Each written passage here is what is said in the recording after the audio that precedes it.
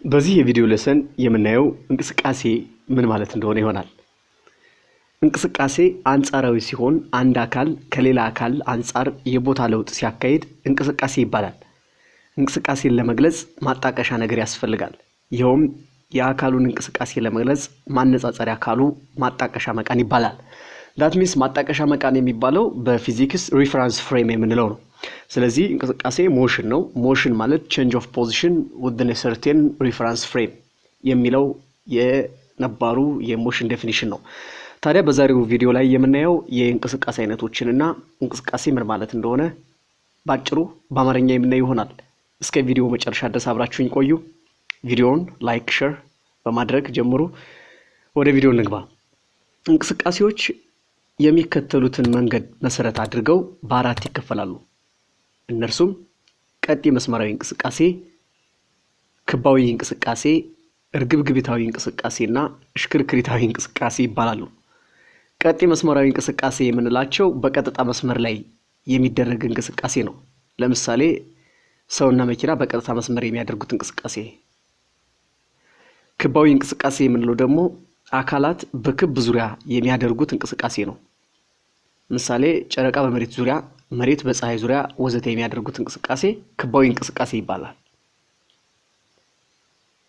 ኩርባዊ እንቅስቃሴ የምንለው ደግሞ ይህ እንቅስቃሴ አካል ለምሳሌ ድንጋይን አግድም ብትወረውሩት፣ ኳስ ለጓደኛችሁ ለማቀበል ብትወረውሩት ኩርባዊ ቅርጽ ያለው መንገድ ተከትሎ ይጓዛል። ይህንን ኩርባዊ እንቅስቃሴ እንለዋለን።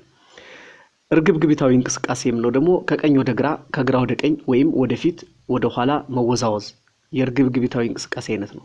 ለምሳሌ የዥዋዥዌ ጨዋታን መውሰድ እንችላለን። ሌላ ሽክርክሪታዊ እንቅስቃሴ ማለት ደግሞ አንድ አካል በዛቢያው ዙሪያ የሚያደርገው እንቅስቃሴ ማለት ነው። ለምሳሌ የሰዓት ደቂቃ ቆጣሪ፣ ይህ በዛቢያው ዙሪያ የሚያደርገው እንቅስቃሴን ሽክርክሪታዊ እንቅስቃሴ እንለዋለን። የእንቅስቃሴ መገለጫዎች ቅምጠት፣ ርቀትና ፍልሰት። ቅምጠት አንድ አካል ከሌላ አካል አንጻር የት ቦታ እንዳለ የሚያመላክት ነው። ርቀት ደግሞ አንድ ተጓዥ የተጓዘበት ማንኛውም የመንገድ ርዝመት ርቀት ይባላል። ፍልሰት በመነሻና መድረሻ መካከል ያለው የቦታ ለውጥ ወይም በሁለት ነጥቦች መካከል ያለው አጭር ርቀት ማለት ነው።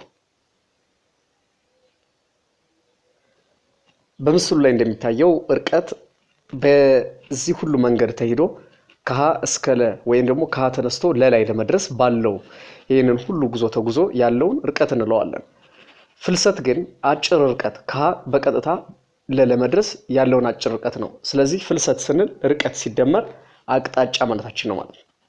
ፍልሰት ላይ አቅጣጫ አለ፣ ርቀት ላይ ግን አቅጣጫ ሳይሆን የሚመለከተው የተጓዘውን የመንገድ ርዝመት ብቻ ርቀት እንለዋለን። ቅምጠት ፖዚሽን እያልን እየተማርነው ነው በእንግሊዝኛው ማለት ነው። ርቀት ኢዝ ዲስታንስ፣ ፍልሰት ደግሞ ዲስፕሌስመንት ይሆናል ማለት ነው።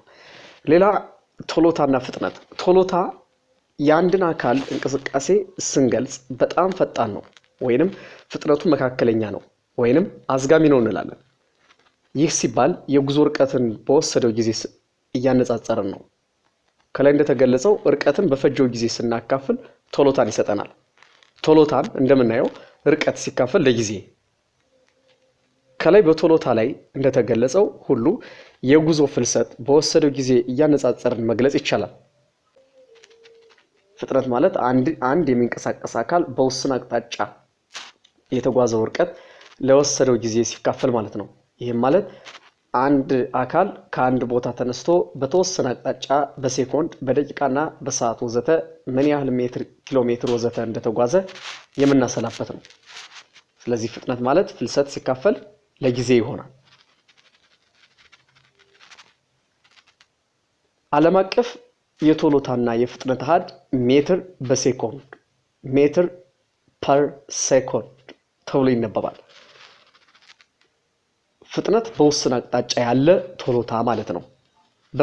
በፍጥነትና በቶሎታ መካከል ያለውን ልዩነት ማወቅ ከተፈለገ ፍጥነት አቅጣጫን ስለሚከተል፣ ቶሎታ ደግሞ አቅጣጫን ስለማይከተል በዚህ መለየት እንችላለን።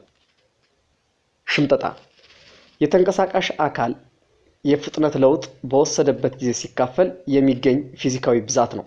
የሽምጠጣ ዓለም አቀፍ አሃድ ሜትር በሴኮንድ ስኩዌር ነው ወይም ሜትር ፐር ሰከንድ ስኩዌር ነው። ሽምጠጣ ማለት የፍጥነት ለውጥን የጊዜ ለውጥ ያ ማለት ከላይ ያገኘነው የፍጥነት ለውጥ ለጊዜ ለውጥ ስናካፍል የሚገኘው ፊዚካዊ ብዛት ሽምጠጣ ይባላል ነው።